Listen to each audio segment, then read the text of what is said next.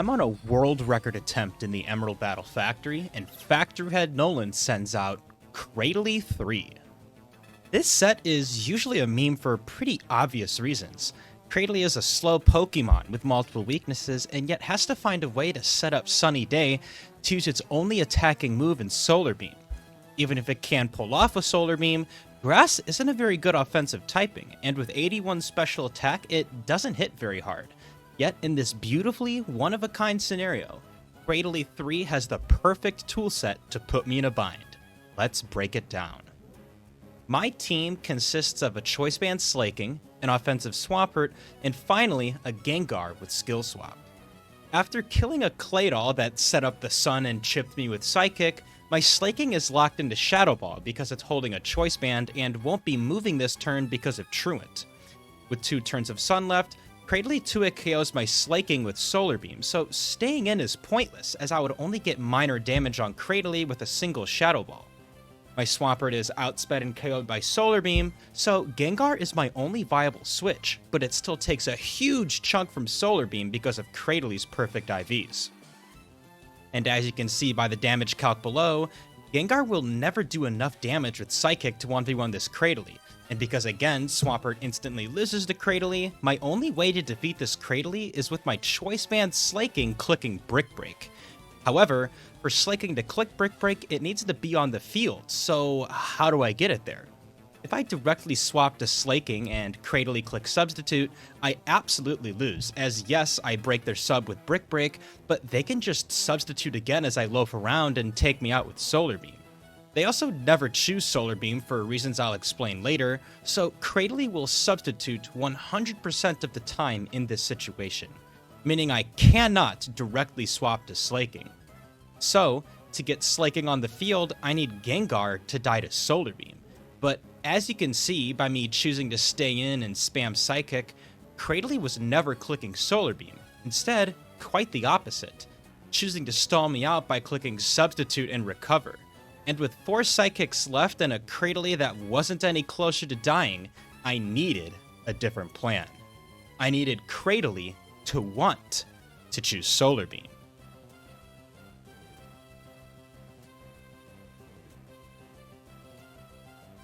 The thug is in. So, to fully understand the sheer depth of the situation and how we can get Cradily to click Solar Beam, we have to understand when and why Cradily wants to click all 4 of its moves. The way AI chooses moves in Pokemon Emerald is based off of a point system.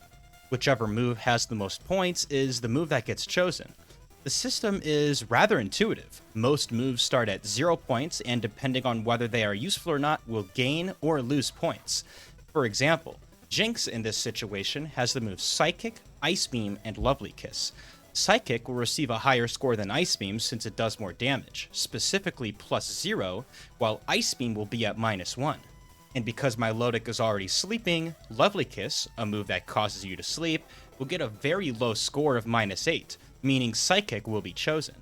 So, since Solar Beam is Cradily-3's only damaging move, it's technically its highest damaging move. So it should be at least at +0, right?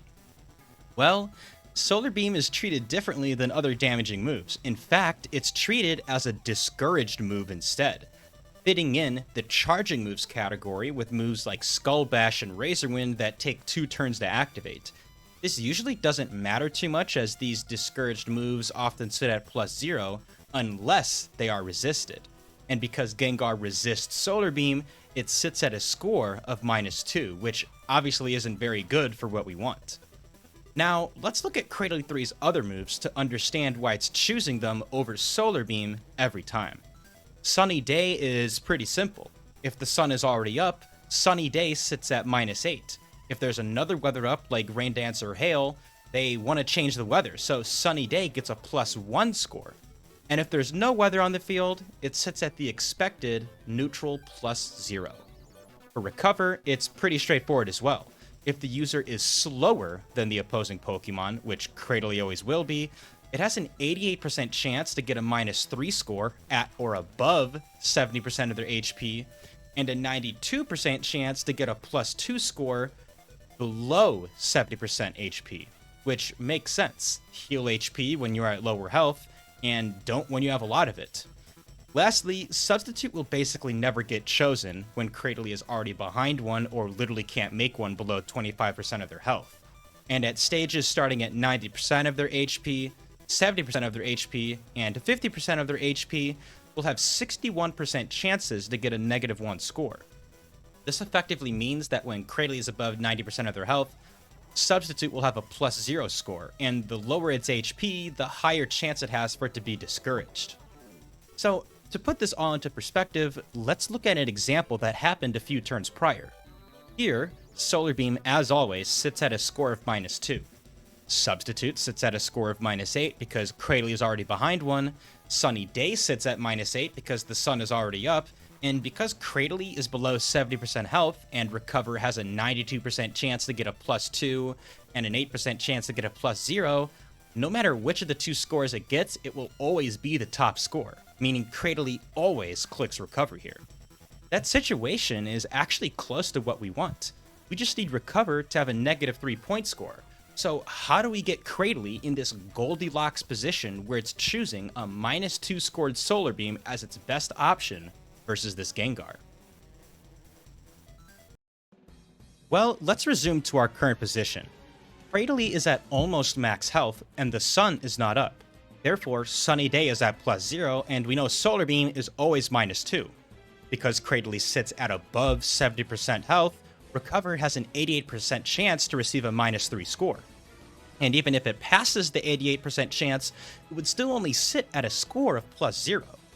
Substitute here is at +0 because Cradily is above 90% of its HP and isn't behind one already.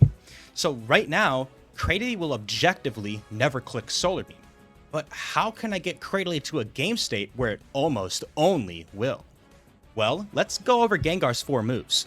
The issue of me sitting there and clicking Psychic, as before, is when I click Psychic, I do 27 to 33% damage, and then Cradily clicks Substitute, taking away 25% more of its own health, and is therefore putting itself in a range where it wants to use Recover.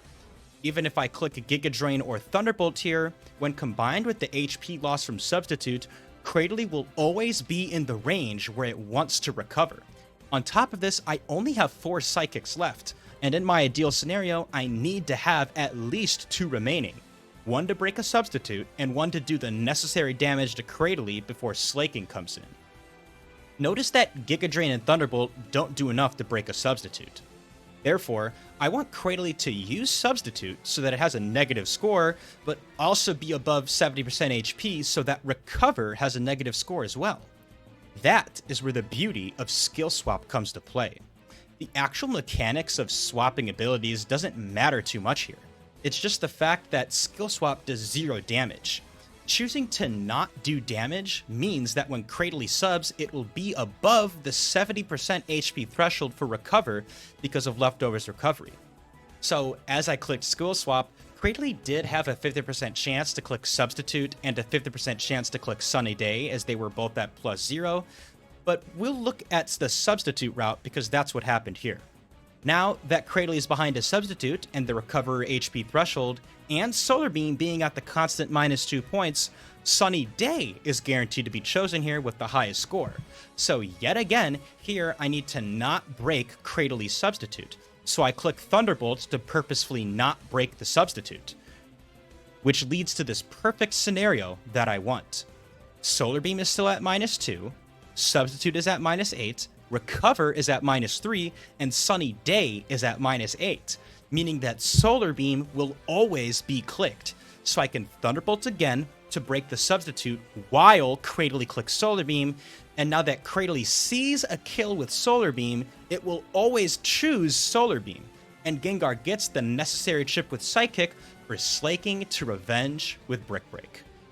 The beautiful part about this is the fact I needed Cradily to set up Substitute so that when I broke it, Cradily in a way chipped itself. If Cradily was at full health when I broke its Substitute, or 1 Leftovers Recovery away from full health, slaking wouldn't have been guaranteed to follow Cradily up, as Psychic plus Brick Break doesn't kill from full.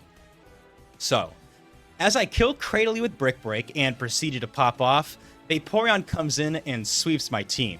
But while I lost the battle, this battle felt like a win because of how I was able to outmaneuver the Cradily. I think this is a perfect example of the beauty of Battle Factory and how it creates situations with a depth that can't be matched by other challenges. And so if you enjoyed this video, make sure to subscribe. It really helps me out a ton. And I'll see you on the next video.